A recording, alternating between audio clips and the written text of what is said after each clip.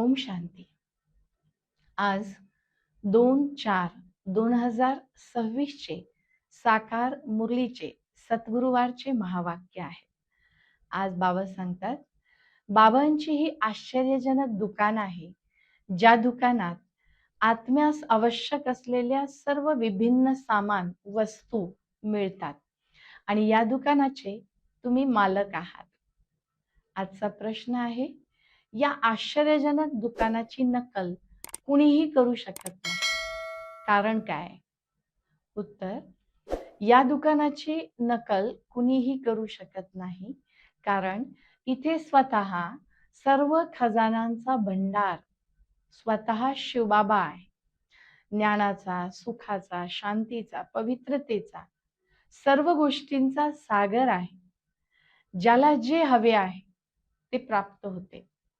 निवृत्ती मार्ग वाले अर्थात संन्यासी हे सामान देऊ शकत नाही, त्यांच्याकडे हे आत्म्यास आवश्यक असलेले सामान भेटू शकत नाही। कुणीच स्वतःला बाप समान सागर म्हणू शकत नाही। आजचं गीत आहे, तुम्हाला प्राप्त करून आम्ही सर्व प्राप्त केले, धरती आकाश सर्व मिळाले। ओम शांती। आज बाबा सांगतात, बेहदचा पिता, बेहदचे आजोबा आणि बेहदचे मुले इथे एकत्र बसलेले आहे आणि बेहदचा बाबा बेहदचा वारसा हक्क देण्यासाठी आलेले आहे। हे सदैव स्मृती असायला हवी की बेहदच्या वडिलांची ही खूप मोठी दुकान आहे आणि या दुकानामध्ये आत्म्यास आवश्यक असलेले सुख, शांती, आनंद, प्रेम, पवित्रता, शक्ती, ज्ञान हे सर्व आपल्याला इथे मिळते। अन्य कुठेही असे दुकान मिळणार नाही। हे विभिन्न सामान बाबा संगम युगावरच या दुकानामध्ये देतात आणि बाबांनी असं सांगितलं की ही शेवटची अंतिम वेळ आहे।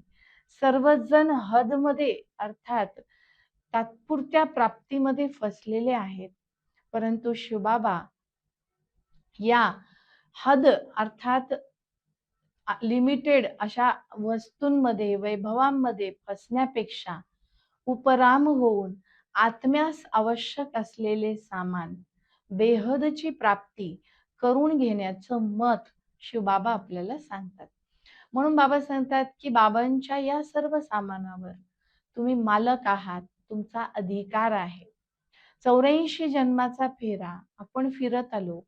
दुनियेमध्ये म्हणतात की 84 लाख योनी फिरून यावं लागतं। शिवबाबा स्पष्ट सांगतात की 84 लाख नाही तर 84 जन्म घेणं हे आपल्या जीवनाचं लक्ष्य आहे, उद्देश आहे। बाबा म्हणतात, मायाने हेच विसरवून टाकलं आहे की 84 जन्माचा फेरा आपण कुठे आणि कसा फिरतो हे अन्य लोकांना माहिती नाही। पुढे बाबा सांगतात, रावणाने सर्व काही आपल्याकडून हिसकावून घेतलं आहे आणि त्यामुळे आत्म्याची कला काया समाप्त झालेली आहे। कलाही कमी झाल्या आणि कायाही निरोगी राहिली नाही। बाबाकडे सर्व काही आहे, म्हणून म्हण आहे ना की पैसा जर असेल तर लाडकांना फिरून या। म्हणजे स्वर्गात आपण सर्व गोष्टींनी भरपूर होतो। आज आपण कंगाल बनलो, रावणाने आपलं सर्व हिसकावून घेतलं। बाबा म्हटले, धर्मभ्रष्ट आणि कर्मभ्रष्ट झालात आणि त्यामुळे आत्म्यामधली शक्ती निघून गेली। आता पुन्हा आत्म्यामध्ये शक्ती, कला, गुण भरण्याची वेळ आहे। त्यामुळे बाबा सांगतात की कर्माला श्रेष्ठ बनवा आणि आपला जो स्वधर्म आहे त्याला विसरू नका। आता पुन्हा त्या सतधर्माची पुनःस्थापना करण्यासाठी शिवबाबा आलेले आहे। बाबा म्हणतात, काही जण असे म्हणतात की बाबा आम्ही विसरून जातो। बाबा म्हणतात, एखाद्या कन्येचं लग्न जमलं तर तिचा योग पतीसोबत आपोआप लागतो। तिला आपल्या पतीला आठवण कर असं म्हणावं लागत नाही। तसं जेव्हा आपल्याला कळालेलं आहे की अथाह सागर, अथाह प्राप्ती करवणारा शिवबाबा आहे, अनेक जन्माची प्राप्ती करवणारे ते आहेत, तर मग आठवण करण्यासाठी मेहनत गरज नाही. आठवणीच्या द्वारेच पाप भस्म होणार आहेत हे जरी लक्षात आलं तर बाबा म्हणतात मी विसरून जातो असं कुणीही म्हणू शकणार नाही. एक तर बाबाकडून होणारी प्राप्ती लक्षात करायची आहे आणि बाबासोबतचा आपला काय संबंध आहे ती सदैव स्मृती आपल्याला ठेवायची आहे.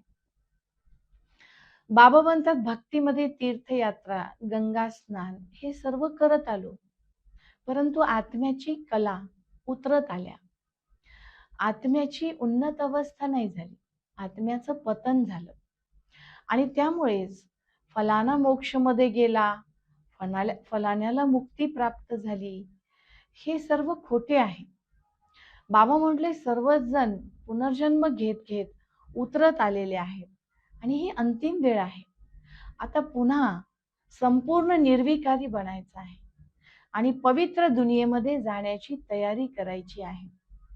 बाबा म्हणतात स्वर्गाचं गेट उघडविणारा शिवबाबाच आहे, अन्य कुणीही नाही. बाकी तर सर्व पतितच बनवत आलेले आहेत. म्हणून बाबा म्हटले मध्येच काही स्वर्गाचं गेट उघडत नाही, हा नियमच नाहीये.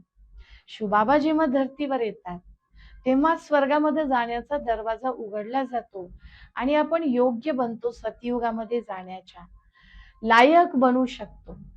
म्हणून बाबा म्हणतात मी देण्यासाठी आलो आहे, देतच आहे, घेणारे थकून जात आहेत. तुम्ही घेणारे थंडगार बनलेले आहात. घेणाऱ्यांनी थंडगार न बनता बाबाकडून संपूर्ण प्राप्ती करून घ्यायची आहे आणि स्वर्गात जाण्याची पूर्ण तयारी करायची आहे. ही साधारण गोष्ट नाहीये. बाबा म्हणले मेहनत करा. जेव्हा मेहनत कराल तेव्हा प्राप्ती आपोआप होईल, परंतु श्रीमतावर चालण्याची मेहनत करायची आहे, थकून जायचं नाही. बाबा म्हटले मी देण्यासाठी तयार आहे, सदैव देत आहे, अखंड दाता आहे बाबा. पण घेणारेच थंडगार थकून जातात, थंड बनतात, पुरुषार्थ करत नाहीत, तर बाबा पण कसे देतील? म्हणून बाबा सांगतात ही साधारण गोष्ट नाहीये. यामध्ये आपल्याला सतत निरंतर मेहनत करायची आहे. जेव्हा आपण मेहनत करू, आणि मेहनत कोणती आहे? बाबांनी सांगितलं पवित्र बनण्याची मेहनत करा, 5 विकारातून मुक्त होण्याची मेहनत करा आणि या विकारांनाच दान मध्ये देऊन टाका. बाबांना हे दान आपल्याकडून हवं आहे. पुढे बाबा सांगतात प्रतिज्ञा करा की आम्ही विकारात कधीही जाणार नाही. पवित्रतेची प्रतिज्ञा ही विकारातून मुक्त होण्याची प्रतिज्ञा बाबांशी आपल्याला करायची आहे.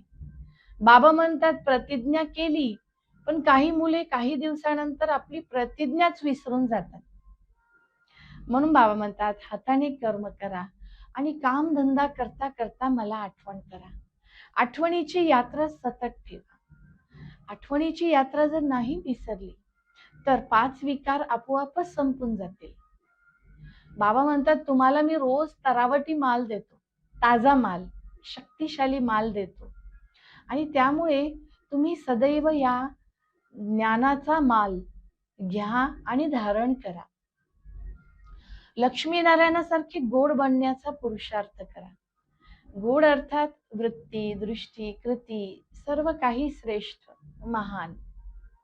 तर या सर्वांचं विस्तृत विश्लेषण आज बाबांनी महावाक्यांमध्ये केलेलं आहे. अच्छा, गोड गोड मुलांप्रती मातपिता बापदादांची सुमधुर आठवण, सुप्रभात आणि नमस्ते. आत्मिक पित्याची आत्मिक मुलांना नमस्ते. आपणही म्हणायचे आत्मिक मुलांची आत्मिक पित्यास नमस्ते नमस्ते. आजचा धारणेसाठी मुख्य सार पहिला पॉइंट, बाबा म्हणतात बाबाद्वारे जी सुख, शांती, पवित्रतेचा खजाना मिळतोय तो सर्वांना दान मध्ये द्या. आधी विकारांचं दान देऊन पवित्र बनायचे आहे, मग अविनाशी ज्ञानधनाचे दान अनेकांना करायचे आहे. बाबा म्हणतात देवासारखे गोड बनायचे आहे. देवता जसे सुमधुर, दृष्टीवृत्ती गोड तसे बनायचे आहे. जे बापदादांशी प्रतिज्ञा केली आहे त्याला लक्षात ठेवायचं आहे आणि बाबांच्या आठवणीत राहून आपलेच पापकर्म विनाश करायचे आहे. आजचं वरदान आहे, निमित्तपणाच्या स्मृतीद्वारे आपल्या प्रत्येक संकल्पावर विशेष अटेन्शन ठेवणारे निवारण स्वरूप भव. निमित्त बनणाऱ्या आत्म्यावर सर्वांची नजर असते. त्यामुळे निमित्त आहोत ही स्मृती ठेवून आपल्या प्रत्येक विचारावर, कर्मावर आपल्याला लक्ष ठेवायचं आहे. प्रत्येक विचारात लक्ष ठेवायचंय की मी निमित्त आहे. कारण सांगतील तसे, आपण जसे सांगू तसे दुसरे अनुकरण करणार आहेत. निमित्त मध्ये जर कमी असेल तर ऐकणाऱ्यामध्ये आणि करणाऱ्यामध्ये सुद्धा कमी असेल. म्हणून विचार, वाणी व कर्म यावरती आपल्याला पूर्ण लक्ष ठेवायचं आहे. निमित्त मध्ये आपल्याला जर कमी असेल तर आपल्याला ती काढायची आहे. कारण आपल्याला अनुकरण करणारे अनेक आहेत. म्हणून निवारण स्वरूप बनायचं आहे. सुविचार, ज्ञानी तो आत्मा तेच ज्यांच्यामध्ये गुण, विशेषता यांचाही अभिमान नको. अभिमान विरहित त्यांनाच ज्ञानी तो आत्मा म्हणता येईल. आजचा अव्यक्त इशारा आहे, महान बनण्यासाठी मधुरता व नम्रतेचा गुण धारण करा. मधुरतेचा गुण जीवनात तेव्हा येईल जेव्हा स्वतःचेच आणि दुसऱ्यांचे झालेल्या गोष्टी, गत गोष्टी आपण विसरून जाऊ. त्या गोष्टींना न पाहता संस्कारांना जर सरळ आणि नम्रचित्त बनवलं तर आपल्यामध्ये महानता हा गुण आपोआप येईल. सरलचित आत्म्यामध्ये हा गुण, सरलचित गुण आपल्यामध्ये असायला हवा. तर मधुरता आपोआपच यायला लागते. मग दृष्टीमध्ये मधुरता, मुखामध्ये मधुरता, व्यवहारामध्ये मधुरता, या सर्व गोष्टी आपल्यामध्ये आपोआप येतील. आणि या विशेषतेचा आधारेच आपण महान बनू शकतो. तर आज पूर्ण मुरलीमध्ये बाबांनी या सर्व गोष्टींचं विस्तृत विश्लेषण केलेलं आहे. बाबा म्हणतात आणखीन कोणत्याही सत्संगामध्ये, कारण बाबांनी याद प्यार दिलं आणि मग बाबांना आठवलं की आणखीन कोणत्याच सत्संगामध्ये हा याद प्यार नमस्ते असं कोणी म्हणतच नाही. इथे शिवबाबा स्वतः आपल्याला नमस्ते म्हणतात. आणखीन हा साधारण सत्संग नाही. ही गोष्ट बाबांनी आज याद प्यार दिल्यानंतर, आठवण दिल्यानंतर पुन्हा आठवली आणि मग बाबांनी हे सांगितलं. म्हणून आज पूर्ण मुरलीमधला हा सार आपल्याला लक्षात ठेवायचा आहे की ही साधारण शाळा नाही, साधारण दुकान नाही. या दुकानात सागर भेटतो. आणि सागर पण कशाचा? आत्म्यासाठी जे आवश्यक आहे, सुख, शांती, आनंद, प्रेम, शक्ती, ज्ञान, पवित्रता, हे सर्व आपल्याला विभिन्न सामान या दुकानामध्ये मिळतं. म्हणून या दुकानात रोज येऊन आपल्या बुद्धिरूपी झोळीला भरायचं आहे. निमित्त भावामध्ये राहायचं आहे. ज्ञानी तो आत्मा बनायचा आहे. अहंकाराचा त्याग करून संपूर्ण निर्विकारी बनण्याचा पुरुषार्थ, कलांनी पूर्ण बनण्याचा. आज ज्या कला निघून गेल्या त्या कला पुन्हा आपल्यामध्ये भरून 84चा फेरा पूर्ण करून आपल्याला श्रेष्ठ धर्म, श्रेष्ठ कर्म असं युक्त बनायचं आहे. यावरती आपल्याला आज दिवसभर लक्ष ठेवायचं आहे. म्हणून महानतेसाठी मधुरता आणि नम्रता या गुणास धारण करायचं आहे. सरलचित्त बनायचं आहे. नक्कीच या सर्व अभ्यासाला आपण लक्षात ठेवून प्रॅक्टिकल आचरणात आणूया. ओम शांती.